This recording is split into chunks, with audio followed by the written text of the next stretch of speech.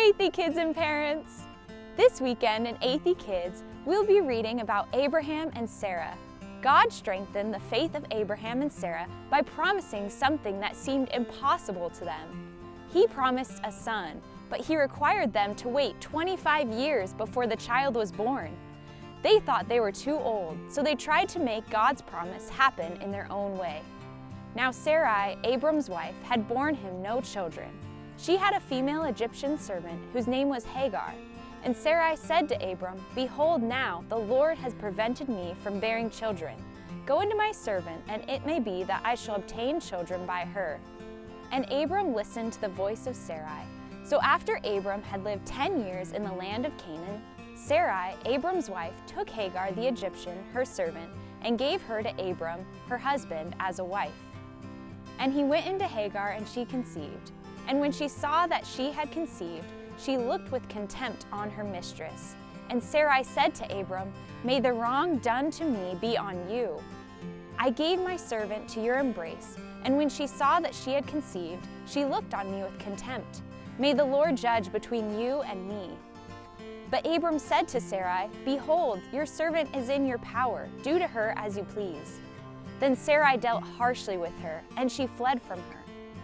And God said to Abraham, "As for Sarai your wife, you shall not call her name Sarai, but Sarah shall be her name. I will bless her, and moreover I will give you a son by her. I will bless her, and she shall become nations. Kings of peoples shall come from her."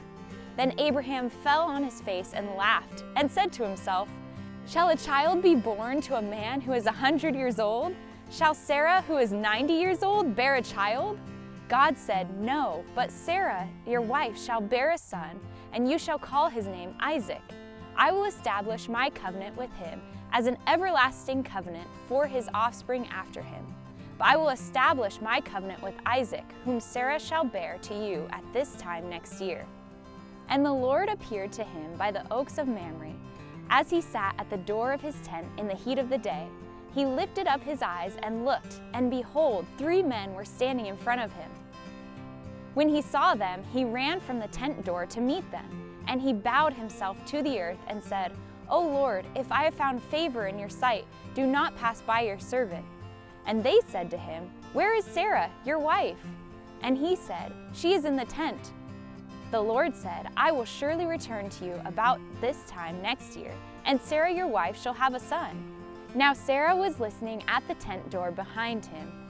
Now Abraham and Sarah were old, advanced in years. The way of women had ceased to be with Sarah. So Sarah laughed to herself, saying, "After I am worn out and my Lord is old, shall I have pleasure?" And the Lord said to Abraham, "Why did Sarah laugh and say, 'Shall I indeed bear a child, now that I am old? Is anything too hard for the Lord?' At the appointed time I will return to you about this time next year, and Sarah shall have a son." But Sarah denied it, saying, "I didn't laugh," for she was afraid. And he said, "No, you did laugh." Sarah persuaded Abraham to have a child with her maid Hagar, and Abraham asked God to let this child Ishmael be the promised son. But their doubt only caused pain. In response, God was patient and faithful. He strengthened their faith and reminded them that nothing is too hard for God.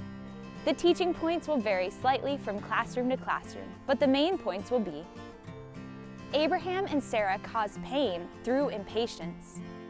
Abraham doubted, but God strengthened his faith. Sarah doubted, but God strengthened her faith.